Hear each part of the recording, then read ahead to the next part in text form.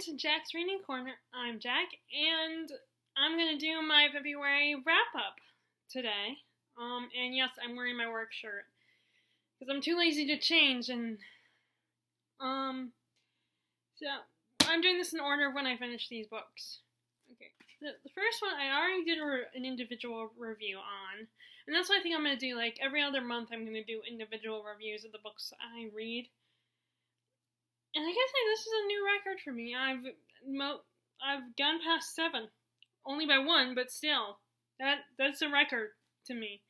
I still probably will never. Well, maybe I will. Maybe I'll surprise myself one day. And if I read, I think putting in YA books really helps. Putting in books that aren't that long really helps to get me to read more books. But I also enjoy a good, really big tome too. So, like I said, the first one is one that I already did a review on. It was a carry-on from January, and that is Sweet Bitter by Stephanie Danler. Now, I'm not going to say much about this book. I'm just going to, say kind of my brief thoughts on it, since I already did a review. So, this is a book about a woman who's in her 20s, and early 20s, and she decides for the first time to leave home, and she goes to New York and gets a job at a high-class restaurant, and basically learns about the lifestyle of work at a restaurant, the fast-pacedness, the way the family that works at a restaurant, and just how things, run. But then she kind of gets herself mixed up in a sort of love triangle. And I say love triangle because it doesn't have the traditional, it does, but it doesn't have the traditional elements of a love triangle. I feel like it's not really 2 girls fighting over one guy.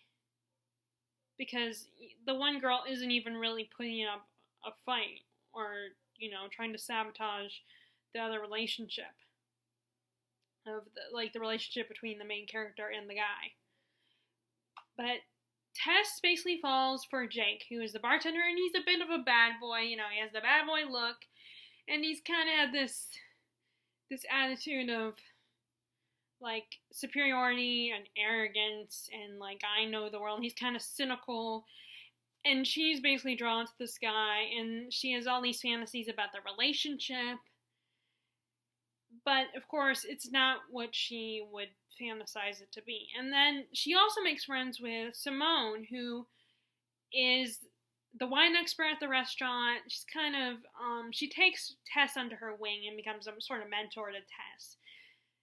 But, again, the friendship isn't not what Tess imagines it to be. The friendship does exist, and so does her romantic relationship, or it's not even really romantic. Her relationship, the intimate relationship she has with Jake. But here's where the love triangle comes in. The problem is that Jake and Simone kind of a bond.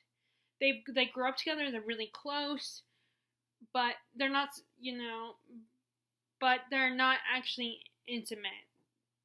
But whenever, one needs the other one will jump. And Tess kind of gets caught in the middle of that. So, I really enjoyed this book, and I feel like it was really honest and genuine. And that was confirmed. As I said in my review, there was a booktuber's review. I think she was a booktuber. She might have just been a regular reviewer that I watched, and she works in the industry of the restaurant business. And she was saying how this is pretty accurate, at least with her experiences in the business. And I think the writing is really unique. I feel like the way it's spaced out and set up, I feel like it kind of reflects Tess's mood and how her life is. And there's also, in the beginning of some of the quote-unquote chapters, because they're not really chapters, it goes into second person a little bit. And I think that kind of represents Tess's mindset and how she kind of steps out of herself at that point and reflects on her day and the events in her life, what's going on with her and Jake, what's going on with her and Simone. And I definitely feel that I relate to Tess. I definitely have never had the kind of experience she had. I haven't even left home before, but I feel like when I was her age, because despite my looks, I'm actually 29. And she's only, I think she's 22. I don't know. I sometimes wonder. I think I might potentially make the same mistake she does. And I would have a hard time handling the business of working at a restaurant. Like, the reality of it and how people can treat her throughout the story. Like, because she's so inexperienced and naive, they're kind of very blunt and honest with her, and they're very hard on her. Like, and at times that kind of bothered me a little bit. But not bother me as in I don't think it should be in the book. Bothered me as in if I were in her place, it would bother me. It would really upset me, and I wouldn't be able to take it. And of course, with this kind of situation that she's in, you can't be a baby about it. You can't be too chicken. You can't be sensitive about it, because people don't care. And I think she learns that the hard way. And even though she's not a teenager becoming an adult, she's already an adult, I feel like this is still kind of a coming of age story. About once you're released out into the wild, you realize that the world is not going to be all sugar and spice. You don't have your parents or your older siblings or any of your other older family members or like your teachers, to protect you. Maybe you'll have your friends, but the world can be cruel. And especially in a big city where you're definitely on your own, and they expect you, so the society of the city expects you to figure out things on your own. They're not going to baby you. They're not going to hold your hand. And that's what I think she experiences. And I think, like I said, I feel like I think she's definitely a lot stronger than they give her credit for. The fact she, doesn't necessarily break down a lot. She learns from her mistakes and gets a stronger hide. She gets tougher.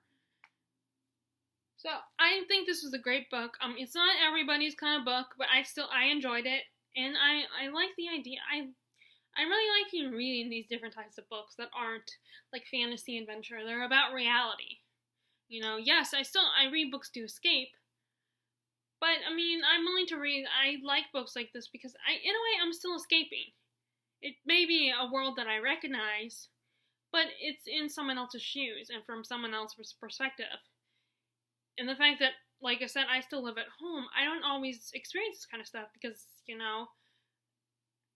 it's not just that I live at home, it's also that, I physically, my disabilities take away my ability to drive, and there's other, my disabilities get in the way of other things, so I can't really get to experience this kind of thing, which is both a good and a bad thing.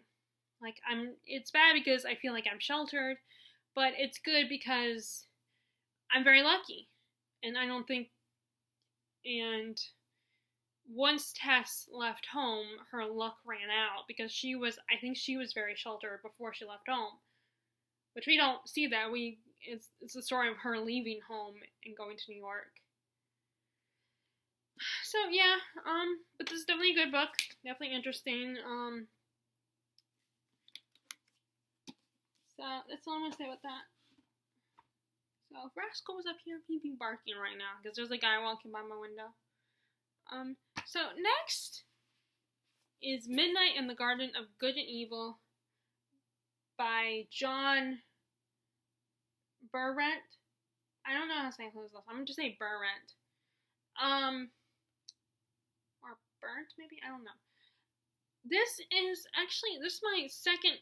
I don't read a lot of nonfiction. So, and this is nonfiction, particularly this is nonfiction literature, a true crime novel. So it's nonfiction, this stuff really happened, these people really do exist. It's just written in a way that was easier for me to get into. And that's what I was very apprehensive about. I didn't think I would really be able to get into it. I thought it was either going to be written like a thriller because it's a crime novel, a true crime novel, or I thought it was going to be kind of dry, like a textbook, and it was neither. It was very much written like a regular novel, a literary novel, like some of the ones I'm reading here. And it was just, it's so beautifully written. The prose are amazing. and I just got lost in this book. But basically, this is the story of the author, John Burt, who he's got a writer from New York, and he goes to, I don't know why the original reason was, but he decides to go to Savannah, Georgia, and he just falls in love with the area. It's so beautiful and so welcoming, and you could get, he spends more time in Savannah, Georgia than his home in New York.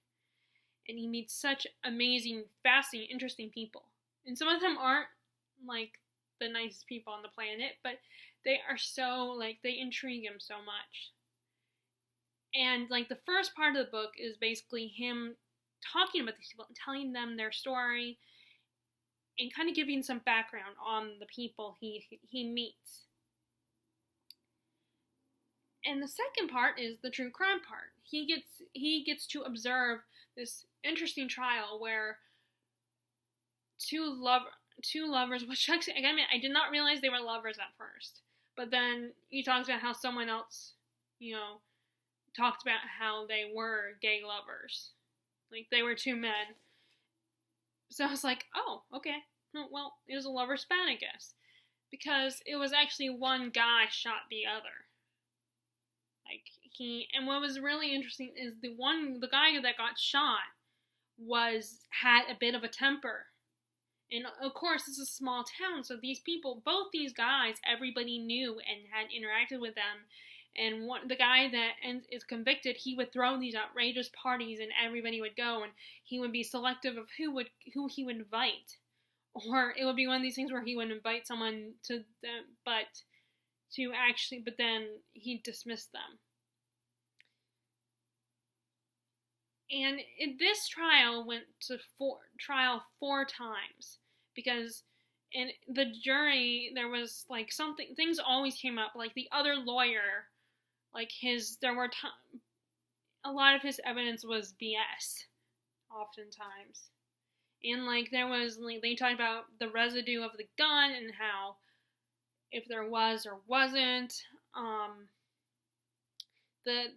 the body's hands were not covered in the right plastic, and then turns out that a bunch of little things kept popping up to the point where the lawyer of the guy who was convicted suggests that they have to go to another county to put this guy on trial for the last trial, because everybody in Savannah knew this guy, and they were hearing about it on the news all the time and on the radio all the time. So the jury was always biased in the first 3 trials.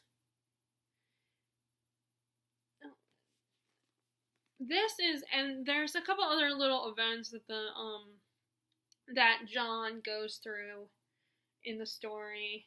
Like, around the time of the trial, he gets invited to a debutante ball for the rich black community.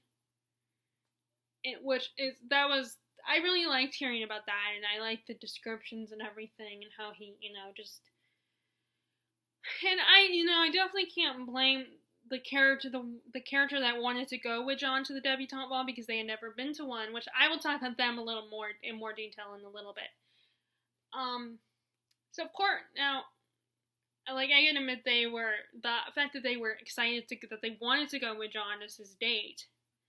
I don't blame. I would want to go. Part of me would want to go too, because just getting dressed up and attending this beautiful ball, and watching these men and women dressed up, and the guys escorting the girls, and watching them dance, and free food and all that. Well, it's not technically free, because you still have to pay to get into the ball. But yeah, it looked like fun. So, or I should say, it read like fun. So this was, like I said, it was written like a literary novel, so the writing was great, and I really got into it. I was forgetting that this wasn't fiction, that it was nonfiction. It was real. This stuff really happened. These people really do exist. Now, the author, John, he said that there's a little note in the back where he says that he did change the names a little bit to cover up the identities of the people involved, because he didn't want to, call them out publicly in his book. So, he changed the names, or edit them a little bit. Now, of course, since this book is set in the Deep South, there is a bit of bigotry and racism and sexism, because unfortunately that still goes on down in the Deep South. But what I found kind of amusing about that is he does observe that the white people and the black people are very polite and nice to each other. Like, despite the racism, they actually, unless it gets really ugly, they will be very respectful towards each other.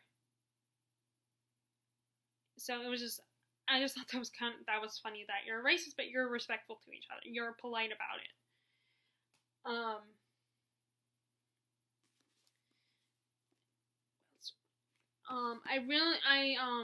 One of my favorite character in this story is he meets this transgender named Lady Shibboleth, who identifies as a woman, but she still has the penis.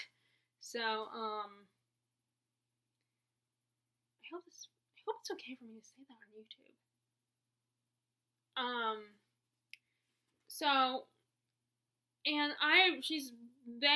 Lady Shibboleth is such an entertaining character. She's very honest. They are very, I guess, I don't know if I should say they or she, because Lady Shibboleth, I don't know if I'm saying the name correct, identifies as a woman. So I don't know if it would be proper to refer to them as them, or if I could refer to them as she or her. But anyway, this Lady Shibboleth is such a fun, honest, she's very brutally honest people. And she's just very sassy and snarky and just says what she thinks and feels. And,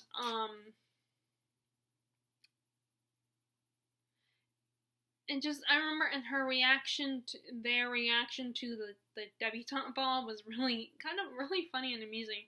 Like, they were so excited to go, and because they had never been to one.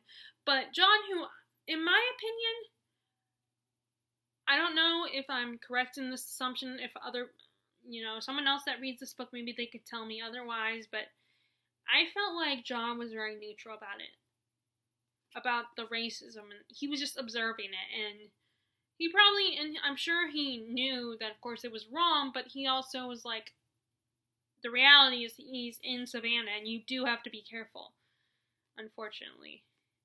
And when Lady Shibboleth talks about wanting to go, he's, like, I don't know about if that's such a good idea, about you coming, because these are very rich, classy, well-educated people. But then what does Lady Shibboleth do? She goes.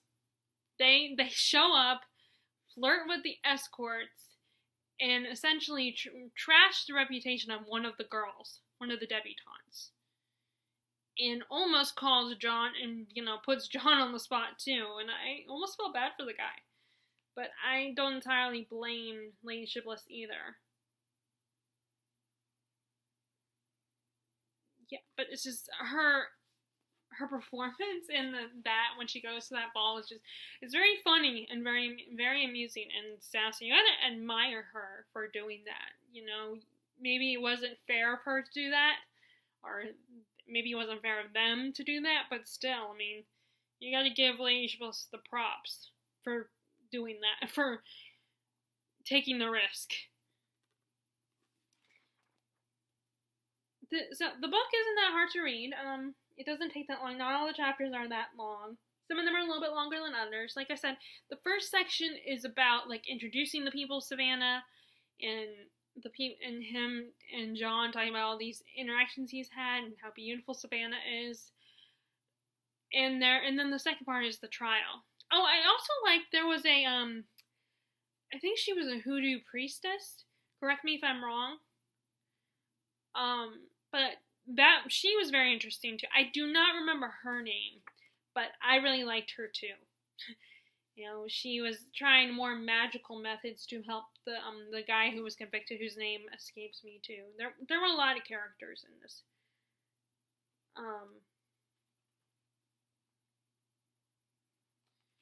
But I definitely would recommend this book. Like I said, there is some racism and sexism and bigotry, so you might not necessarily be comfortable with that. But again, to me, the author felt very neutral about it. He just stating it, essentially, just telling telling that's what was going on. That's what it was like in Savannah. So I guess I don't have any other thoughts on this book. I enjoyed it, and I think that's the key. I think, first of all, you gotta find something to read about something that you're passionate about, and second of all, I think it does help when the book is written like fiction. I think that makes it a little bit more interesting, because it's like you're essentially reading a story. Okay, so the next book I have here that I read and finished. This was one of those, I read quite a few books.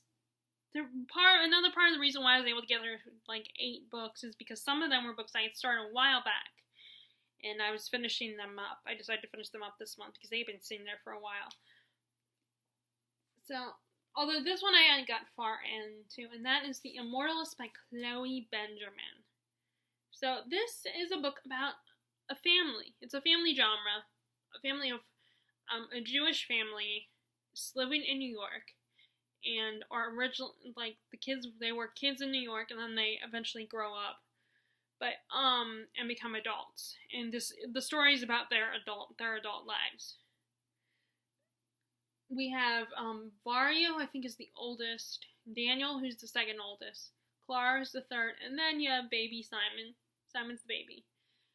And Daniel hears about this psychic living on their street who can predict the date of your death and how old you'll be when you die.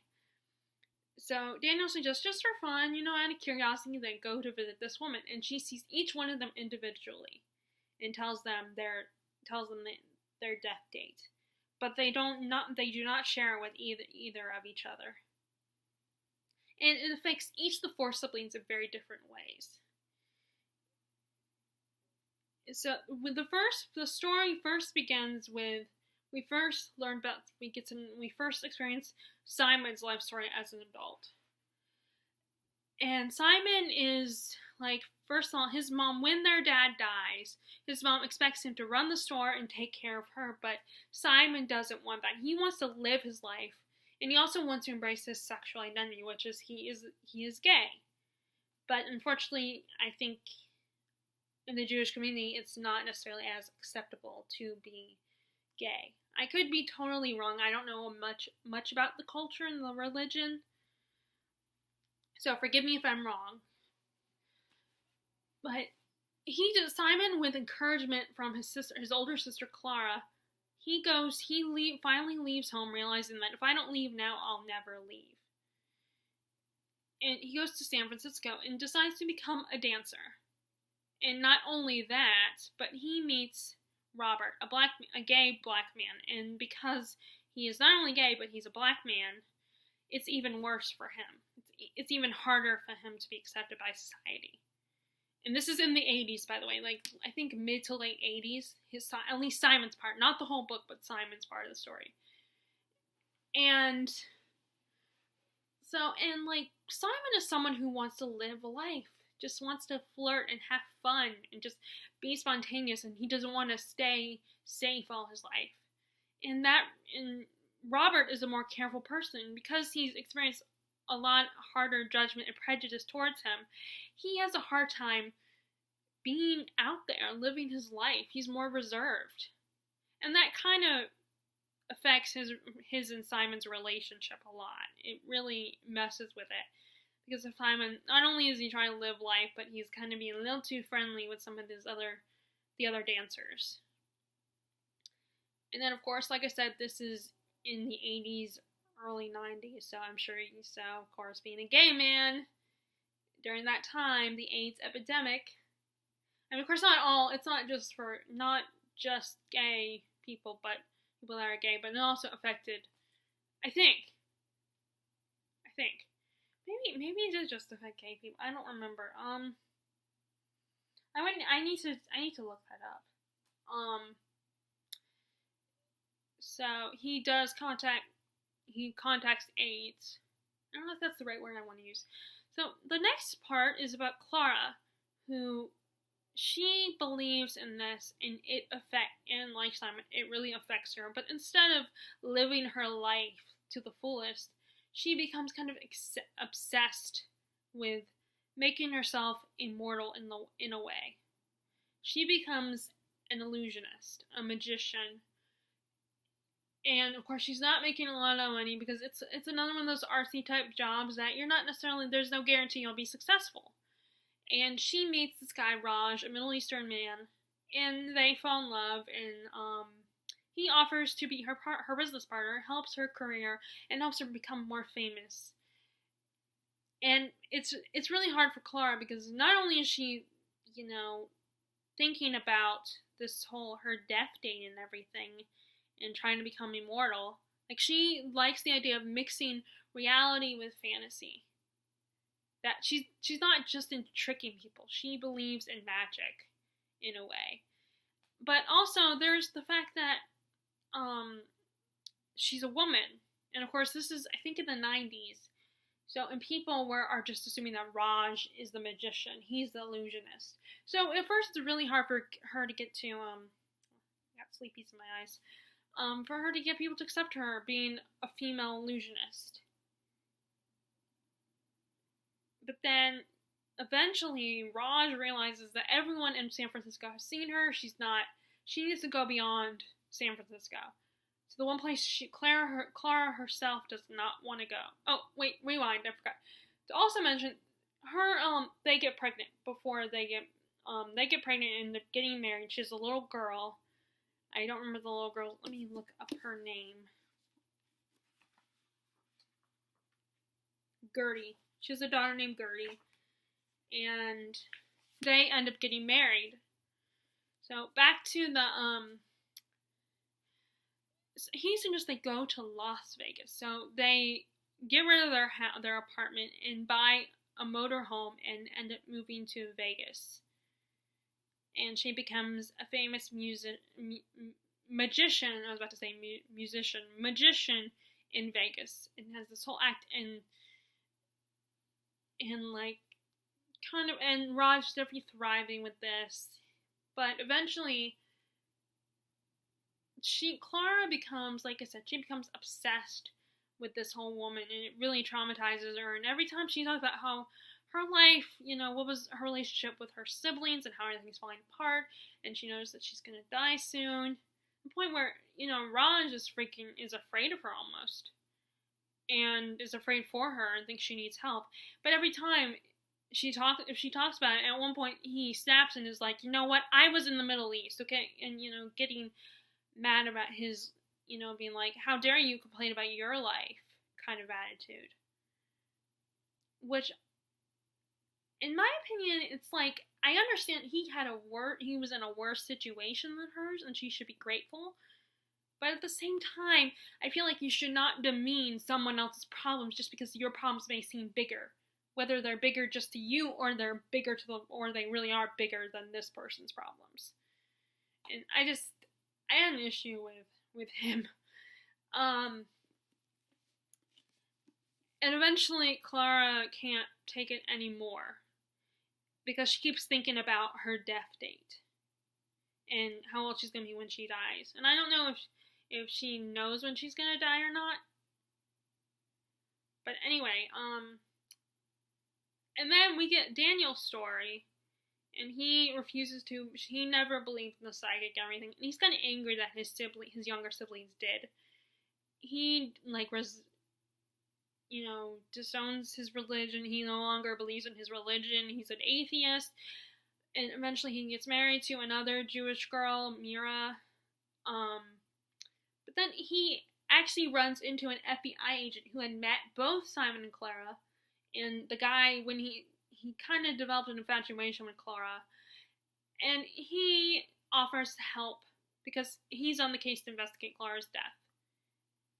And he offers to help Daniel. Sorry, spoiler. Like I said, I'm just really bad at giving summaries. I probably do not need to give all you guys a summary. But basically, he offers to help Daniel, and he gives Daniel a reason he investigates the woman, the psychic woman they met, and finds out that she is part of a family of Romani gypsies, the layman's term. And he becomes Daniel becomes obsessed with finding this woman because he blames this woman for traumatizing him and his siblings. And then the last story is Varya's story, and how she becomes a biologist and also becomes obsessed with being cautious, being overly careful all the time. And she becomes a biologist who studies and finds a way to prolong life. And on top of that, she also finds a journalist who is going to report on her project. Turns out to be a son that she gave up a long time ago because she had a sexual affair with her college professor. And the son comes back into her life.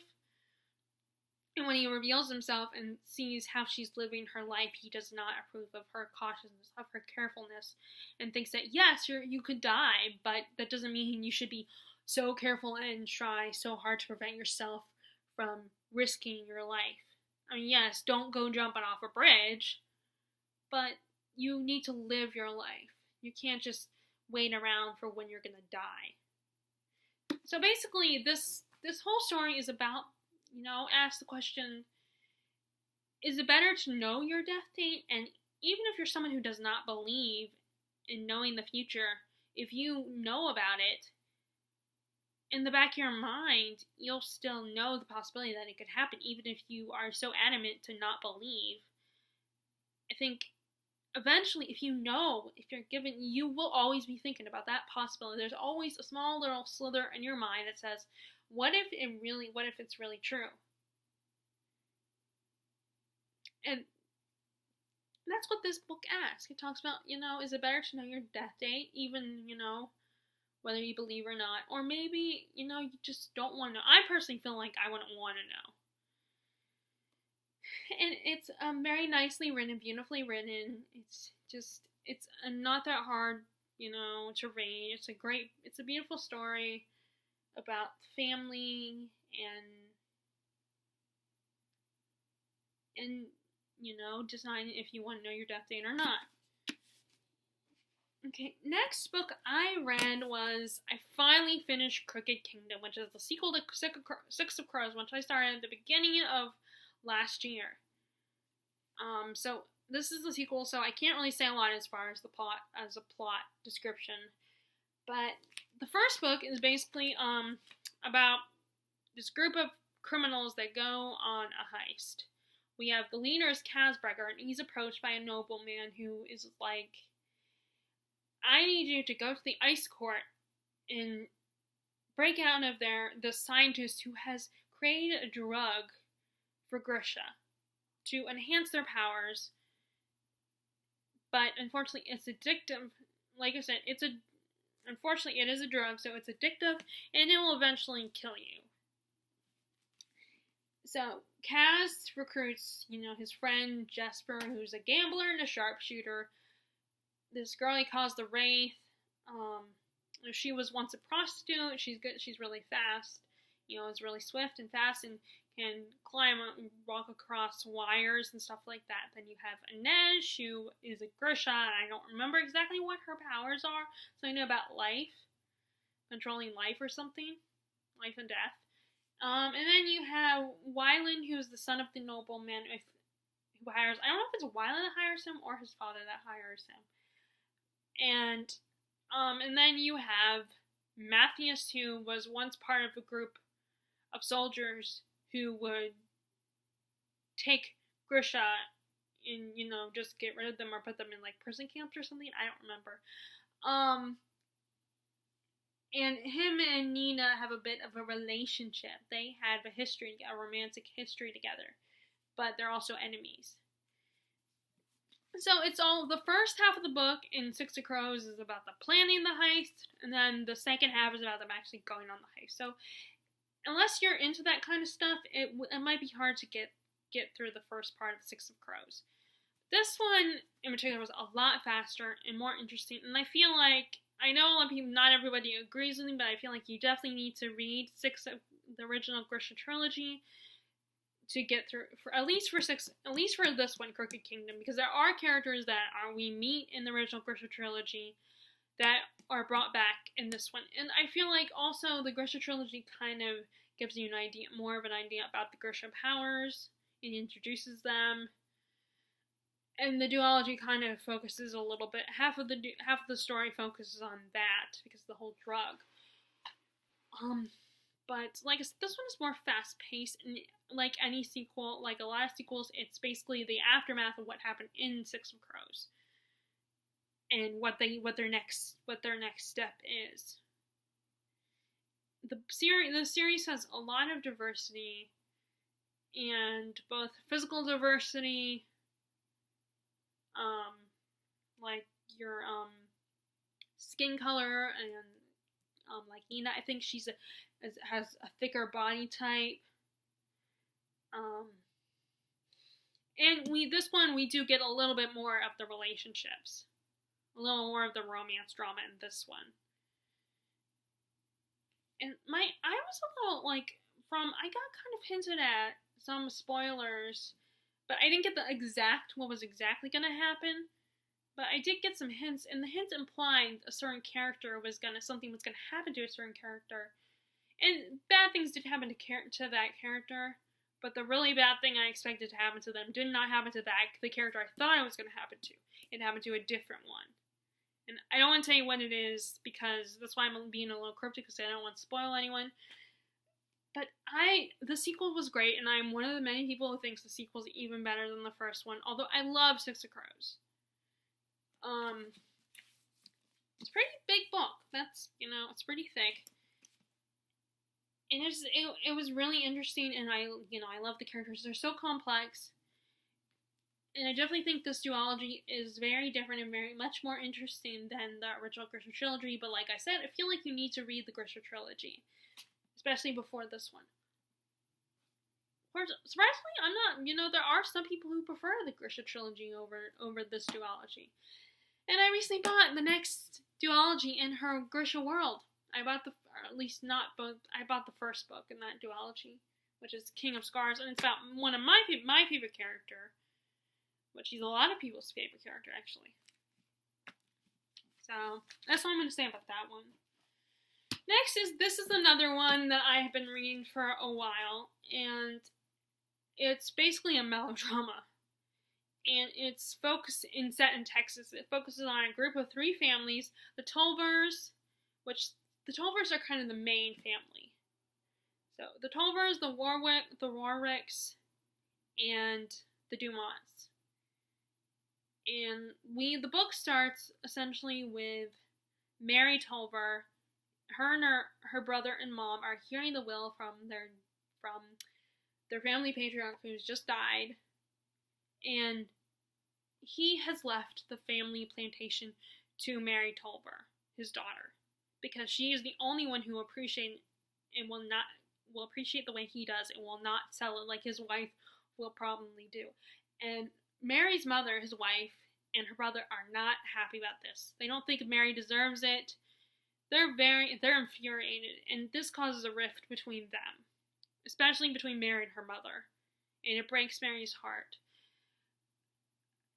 And the problem with this is there is a curse on the family that if they care more about the plantation, that the plantation will become like their child, and their real children either they will die really young or they won't have any children.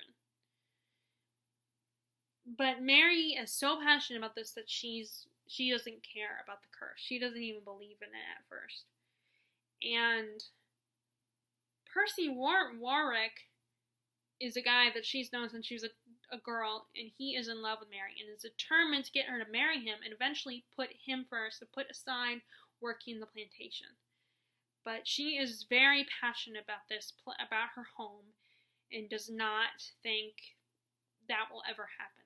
But Percy is stubborn and is persistent. And it's basically, like the book, there's a blurb on here that says, like, Gone with the Wind, as gloriously entertaining as it is vast.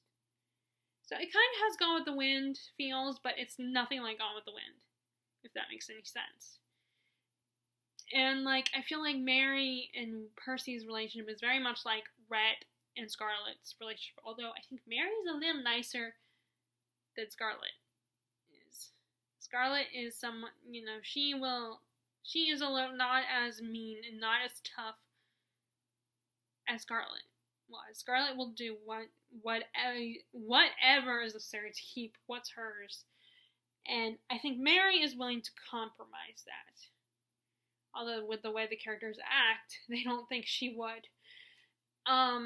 She's definitely a softer person, at least compared to Scarlet O'Hara, I feel like.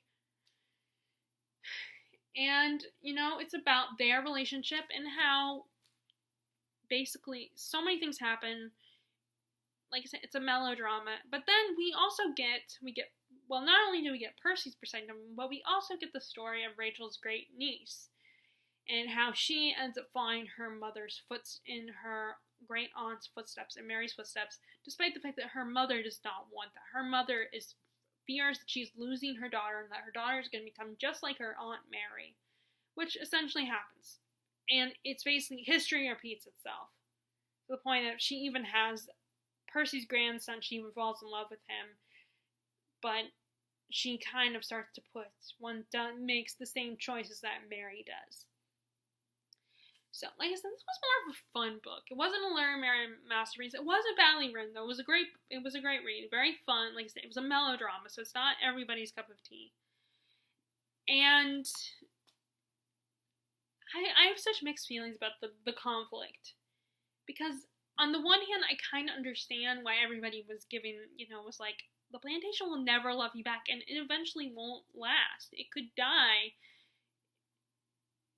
But at the same time, I'm thinking, why can't they be passionate about this land and have love at the same time? Who says that they can't do that? Why can't they, as they say, have their cake and eat it too? Like, I think in this case, they should be able to do that. But all the other characters are like, no, you can't do that. You care too much about this place, so you can't put it first. I mean, I think part of it was because of the stupid curse. And it just pissed me off. Of course, at the same time, I'm like shaking my head at these characters and their stupid decision. It's like, find a damn compromise. And without forcing Mary or Rachel to give up the Tolver farm. They shouldn't have to do that. I mean, like I said, I understand that the farm won't love them back, but at the same time, it's like, are you kidding? It's like, and maybe, for at least in the case of Mary, maybe it's the time period and the way they were thinking, because Mary's in the 20th century, not the 19th century, the 20th century. 1900s is the 20th century. I'm sorry, I feel very passionate about that, because my dad, I remember having, like, a discussion about, not with my dad, but he was talking to someone about that, and he also was like, no, 1900s is the 20th century. And these people are like, no, it's not. It's the 19th century. It's like, no, we are in the 21st century. Okay, so the 1900s, all the way up to 1999, is the 20th century. It's not the 19th century. It just drives me crazy. But anyway, and then I also was like, some of the characters, like, both Mary's mom and Rachel's mom, I want to smack them. They were so selfish. It's so funny how they're, like, talking about their daughters being selfish, but they are the selfish one. I mean, Rachel's mom makes her give up and walk away, and she does. She actually gives up and walks away from her aunt, from Mary. She gives her mom what she wants, but it's still not good enough. And then even though because she goes back, it makes her, it's unforgivable. And it's like, I mean, and her mom, like, Mary's mom is such a drama queen. Like, she basically disowns and does not forgive Mary either. And it's like, are you kidding me? It's like, get over it. I mean, who says, like I said, why can't they be passionate about the land and have love at the same time? I mean, and Mary's family was not in financial straits, if I remember correctly. So they didn't need to sell the land. They didn't need to sell the farm. They were doing fine, from what I remember. And then, like, the other thing, I kind of have mixed feelings about another character who has a bit of a crush on Percy and doesn't realize that he's in love with Mary and wants to marry her. And I felt bad for her, but on the other hand, there were times when I wanted to smack her too. She's such a spoiled brat. She's all like, I can change Percy. I can make him want me and fall in love with me, blah, blah, blah. It's like, You're an idiot. So it's definitely not everybody's cup of tea, but I enjoyed it. I'm gonna read the prequel book. There is a prequel to the story, which, by the way, is a prequel. It was written before. If you had to read that before this one, then why did she write that one? Why did she write this one first, and then write the prequel second? It's called a prequel for a reason. It's a sequel, but it's about the pre-events that led to this. So it's not like it just kind of, it's like, I mean, if you had to, why did she write that one first? If she made, like, if it was designed so you had to read that one first, why didn't she write that one first then, before this one? So either way, I'm gonna read that one, because I did like the story to an extent. I did enjoy it. Next is, I really hope this video will upload, because it's getting to be a really long video. Next, okay, so I don't agree with this, that on Goodreads this is considered YA. With the way it was written, and the fact that it's about 12-year-old, you know, to me, YA is like 15 to 18. Not 12 to 18. Because you're in middle school when you're 12. So this is about two kingdoms. Moldavia and, of course, the name of the other kingdom is not on the description on the back. Let's see. I don't remember the name of the other kingdom.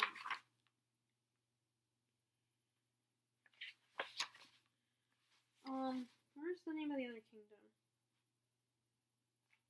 Vinland. Okay. So there's two kingdoms, Vinland and Moldavia, that have been at war for years.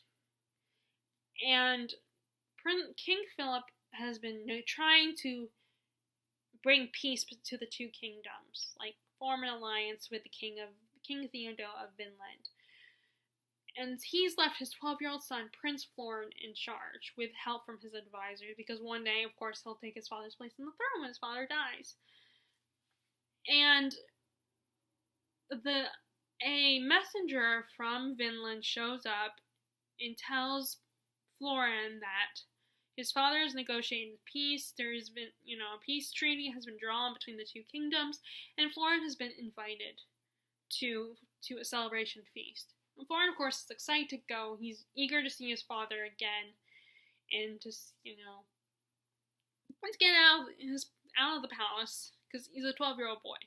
He's gonna want to have fun and stuff like that. So, against his advisor's wishes, he was a little reluctant to trust the messenger that was sent, Count Tilio, I think. He lets Florin go with a small guard, but as soon as he gets there, things are a little weird. Like, things are a little off. But, of course, he's a 12-year-old boy who's just really excited and happy to see his father, and they've won the war, a peace treaty has been signed and everything. And he is even warned by this old crone not to turn back. But unfortunately, as soon as he gets there, he finds out his father and his remaining men are prisoners of King Theodore. And Theodore decides that Florin is going to be the apprentice to his jester Minimus. And unfortunately, Florin learns the hard way that if he tries to escape, his father and his men will suffer the consequences of his actions. So, he learns the art of tomfoolery and telling riddles and jokes, and how to be silly and acrobatic and entertain the king and his family. And of course, Minimus is not the nicest not the nicest teacher. But you soon learn that Minimus's intentions for Florin are to protect him. And unfortunately, other than Minimus, his only friend is a scullery boy, whose name I do not remember, and it's going to take me too long to look for it in the book, probably. And he's just stuck there for almost 2 years as a prisoner. it's not a long book, but the chapters are really long. And again, as I've complained about this before, that I don't like, especially if it's not a book that I'm 100% totally in love with and totally into, I don't like long chapters. And even if I am totally into the book, sometimes I do notice, okay, how long is this chapter? Because this book, as great as it is, it's not like I wasn't always 100% in it. And there were times where I was very slow, and I was like, I kept checking to see how much longer I had to read, because I didn't want to DNF it. I wanted to keep going, because I was interested in it. The writing is very, again, I feel like this happens with a lot of middle grades I've read, where it's very, very tell and not show. But it wasn't terrible. I enjoyed it. And I really like the character of Minimus. He's a very fascinating character, like very complex human being, and he seems so cynical and bitter about the world, and very, I'm trying to think of the word. I could think of it earlier when I was practicing this. He's become very, like I said, cynical, I guess, is the only word I can think of. I don't know if there was another one I was trying to think of. But at the same time, even though he's very hard on Florin, there are moments when he shows that he's doing it to protect Florin, and that he actually genuinely begins to care for him. Like, Florin continuously has these bad dreams, these nightmares about his father, and something, and when just as he's waking up, he feels someone, touching his sweating forehead with a wet cloth, trying to soothe him, and you realize it's Minimus. He's trying to comfort him. He's, or at least soothe him.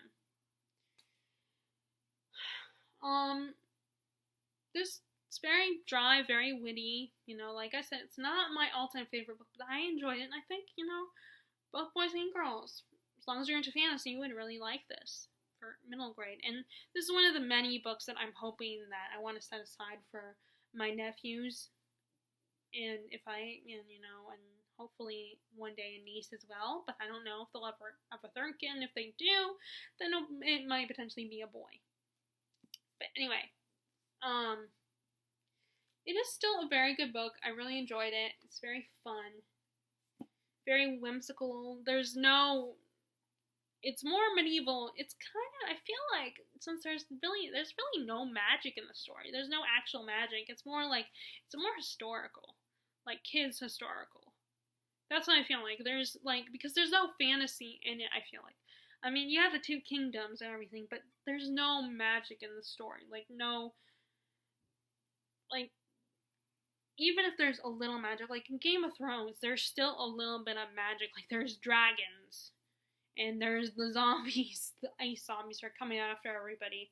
So there's a little bit of magic. This one I feel like it has no magic. I don't think there's any magic in this. So it feels more like historical than fantasy. So the next one, again, another one I decided to finish. The Female Persuasion, another more literary book, more literary novel, essentially about feminism. It's about this woman, Greer, who, after not being able to get into her dream college, she ends up going to a closer college, a college closer to home, and that's Ryland, where she meets another, this girl Z, who is gay, and she introduces her to Faith Frank, who is a female activist, and she's like Gloria Steinem type. And immediately Greer is drawn to this woman and really connects to her.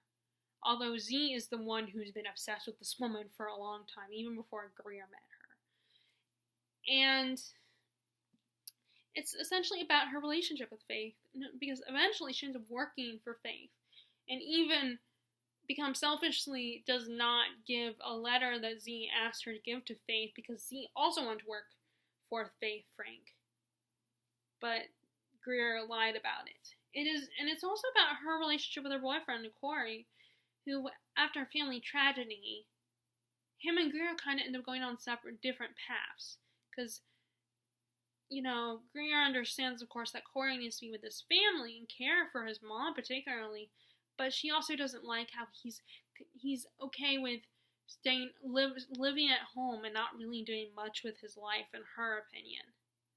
And eventually they break up.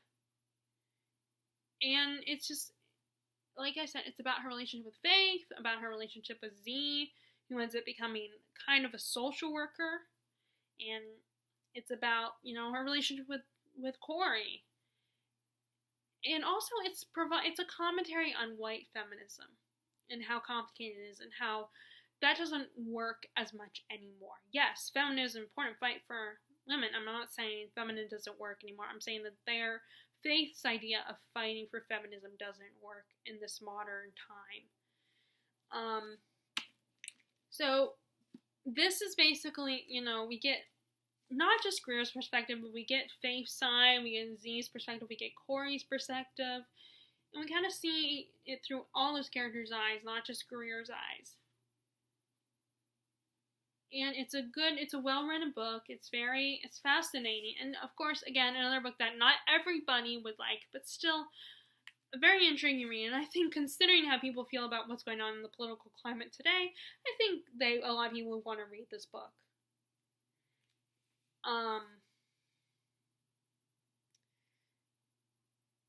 And it's just, I don't have a lot to say, that I just really love this book. And I definitely recommend it. I mean, no pressure, of course, but it's very good. It's very enjoyable. Okay, I have 2 more books to read. I mean, not to read. 2 more books to talk about. Okay, so the next one is the only YA book I read this month, and that is, I think it's the only YA, because the other 2 I feel, to me, they're middle grade, not YA. Is The Falconer by Elizabeth May. This is the first book in a trilogy about a girl who witnesses it's in Scotland in the 1800s, the 19th century, and when she's a little girl, our main character, Elena, I don't know how to say her name, she witnesses the death of her mother by a fae. So eventually this experience, this trauma in her life, turns her into a hunter and a killer of fae. And she even learns from a fae of a higher class and more powerful class, who hunts his own kind. And he teaches him all she knows about the fae and how to protect herself, how to kill them. But the problem is that she is, like I said, this is set in the 1800s, so not only does she have to keep the secret of what she does, but her father, who has closed himself off from her after her mother died, is pressuring her to act like a lady and find a husband. But it's very hard for her to do that when she has to hunt and kill fae all the time. And basically her father tells her what she wants does not matter, and this really affects her. And then, not only that, but also the other conflict, is that her old crush, who is the older brother of her best friend, Catherine, returns home for a visit. And she learns that after he died of the flu, he was brought back with the sight. He can see the fae. So, no, he doesn't fight them, but he can actually see them. He is considered a seer. And he offers to help Ilena when he finds out that she can see the fae. And I mean that she's a hunter of the fae. Again, like a lot of YAs for me, this is very fast-paced. And I gotta say, the first thought that came to my mind is reminds me of Buffy, like, as in someone who hunts monsters for a living and at first has to keep it a secret. And yes, this does not go with the sugary, sweet, cutesy kind of fae like Tinkerbell, or not even like the fae in Sarah J. Maas's books. Not that all of them are cutesy and nice and everything, but more like Holly Black's version of fae, who, Holly Black, I believe she goes a lot closer to the original fae, because these fae were not all nice and sugar and spice. They're tricksters. And the unseelie fae will kill you, but so will the seelie fae. They'll just, be nicer about it. So it was very quick. So yeah, it reminded me of Buffy in that way.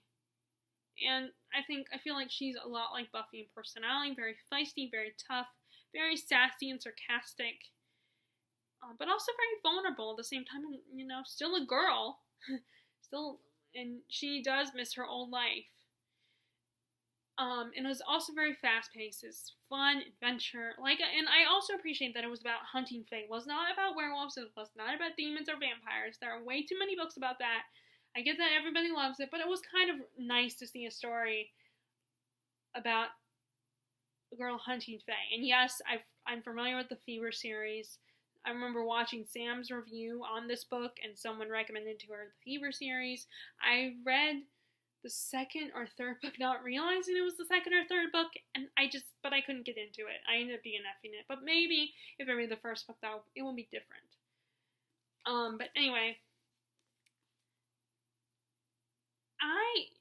Okay, so the only problem, I did have some issues, as much as, yes, I say I'm not against love triangles, but sometimes it gets to the point where it's like, seriously, another love triangle? Because I felt like it wasn't, very upfront in your face about it, but I felt like she does kind of introduce it. Now, to be fair, this book was written in 2013, so that's probably why. But we have Gavin, who's the nice boy, very sweet, childhood sweetheart. I mean, he wasn't really her sweetheart. She just had a crush on him. He's the safe, cautious one. He's the human, and he's from her past, and she still kind of can't let that go, especially when she finds out she's a Falconer. That's where the title comes in. And then we also have Kieran, the fae guy that is, he's brooding, he's mysterious, he's dangerous, he's sexy and immortal, and she cannot but be drawn to him, even though she hunts and kills his kind. And he's kind of cold to her. He kind of bullies her. So I would understand if people were if they preferred Gavin over Kieran. I kind of lean more towards Kieran, but at the same time, I'm not deluding myself. Because, no, this is fae, a lot closer to the original Celtic mythology. So, no, he's not going to be all nice, not going to be sweet, he'll probably be mean. But, probably bully her and stuff like that. Or try to, because she's pretty tough, in my opinion. And it also, so it had that, and it had the chosen one trope. She ends up being chosen as she's the chosen Falconer, the last of her kind, and she has to keep the secret, of course, and then there's also the asshole parent, which, I cannot stand her dad, and her best friend's mom was annoying, too, but with her, it's okay, this is the time period, but you could make that argument with him, too, but it's why do parents do that in these books? I mean, on the one hand, I'm not one of those people who's I don't want to read this book because it has that trope in it, or that cliche. But at the same time, I get an emotional reaction to it. Because the parent who's my wife or husband died, so I'm going to ignore my child. It happens more with fathers and daughters when the wife dies. It's I'm going to blame my child, or I'm going to distance myself because my child looked exactly like my dead wife. It's and I don't understand parents who are who don't get, are not affectionate towards their child. I don't understand that.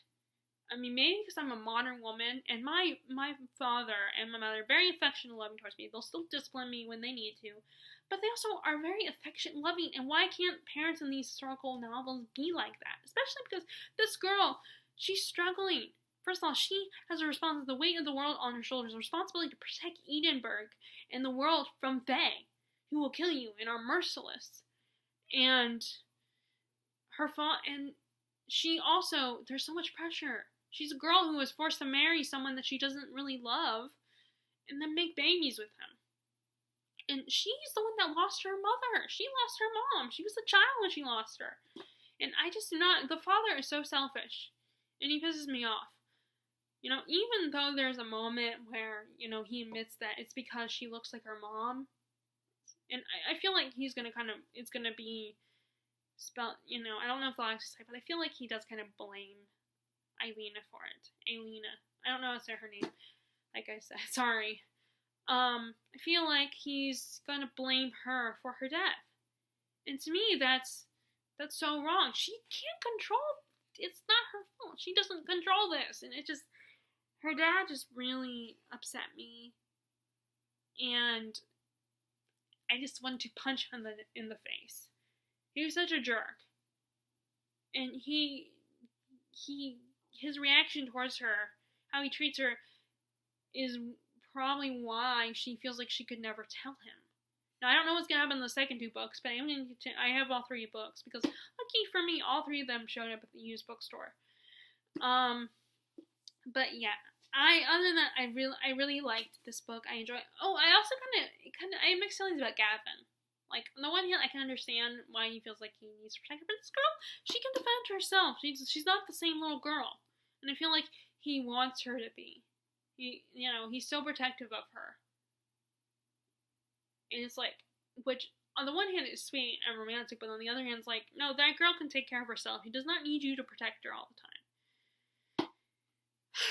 So, but this was a good book. I enjoyed it. This was a great starting point to the series. I hope this doesn't fall. The last book I was able to squeeze in was the 4th book in the Dragon Rider Chronicles series by Nicole Conway.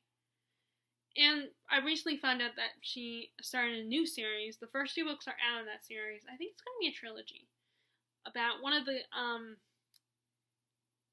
but this is essentially about.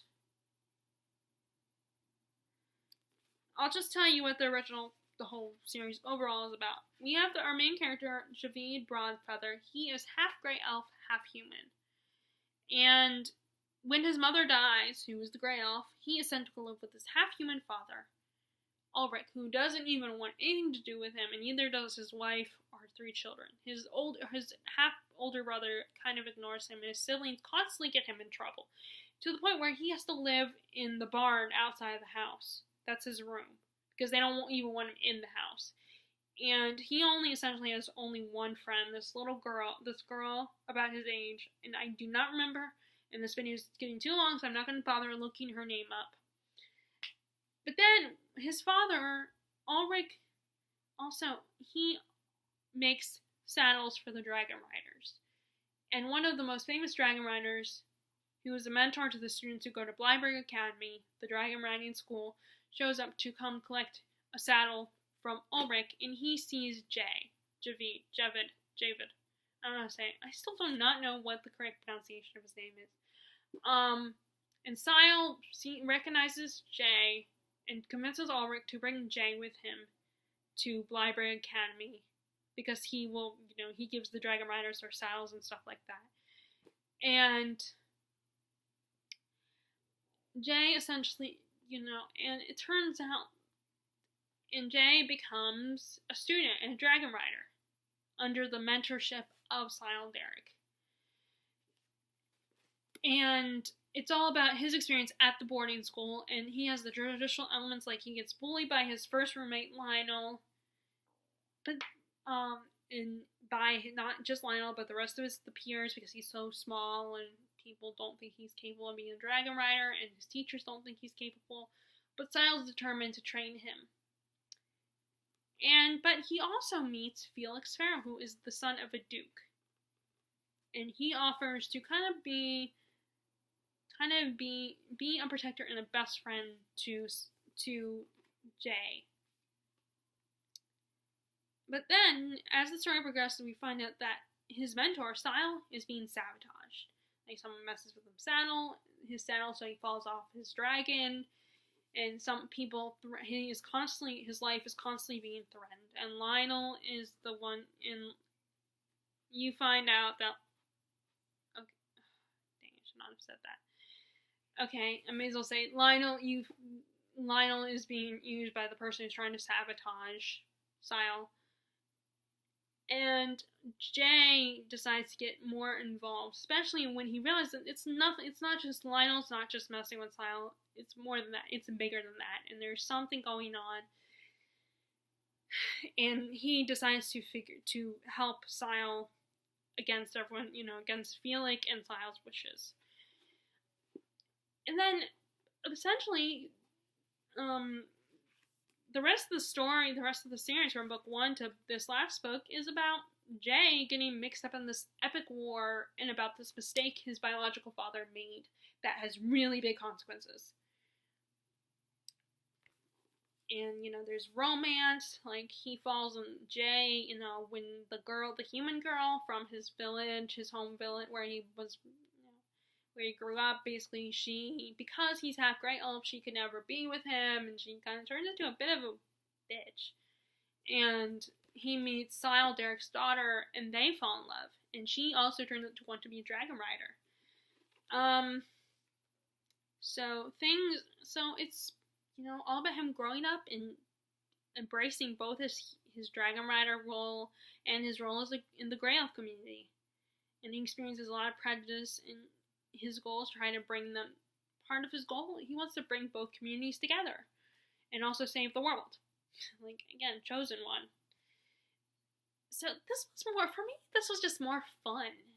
Like, and definitely a book that I think a lot of kids would really enjoy. It's, again, not a literary masterpiece, but it's just fun.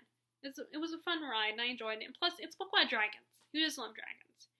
But I have recently decided I want to read more adult books about dragons. So I did get over here Legends of the Dragon Realm, a duology by Richard A. Knack. Because it's more of an adult book about dragons. And then there's a couple other ones that I've heard from Jean Bookish Thoughts as well. This is not the bestly written book. It's again, another book that's a lot more show than tell.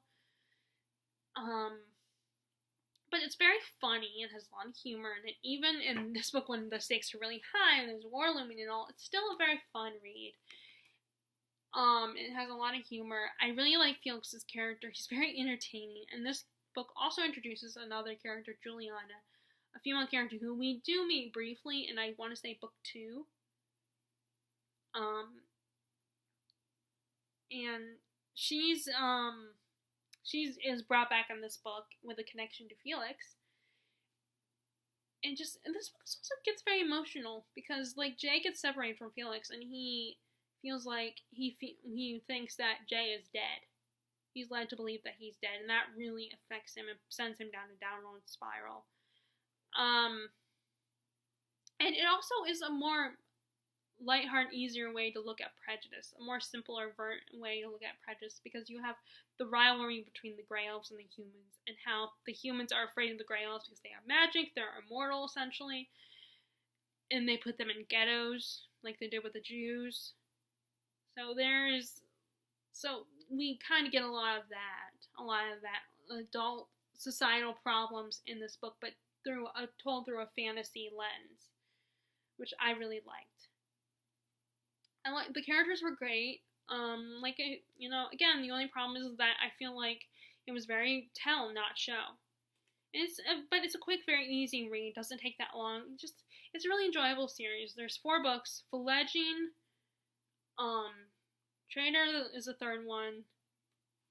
Immoralist, this is the last one, and the author has a new series out that's kind of a companion series, like a sequel series to this. And then I cannot remember what the second book is called. Avian. That's right. That's what it's called, because it's like their second year at school, and when your second year, you're an Avian.